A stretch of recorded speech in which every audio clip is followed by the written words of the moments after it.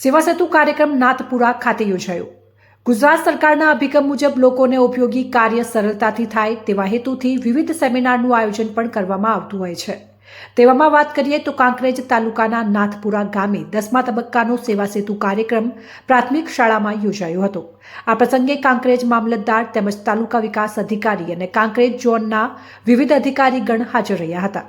લોકોને ઉપયોગીના વહીવટી કાગળોની માહિતી પૂરી પાડવામાં આવી હતી તેમજ ખેતીવાડી, આરોગ્ય, ફોરેસ્ટ, જીઈબી, આંગણવાડી, રેશન કાર્ડ કંટ્રોલ જેવા વિવિધ સ્ટોલ તૈયાર કરવામાં આવ્યા હતા।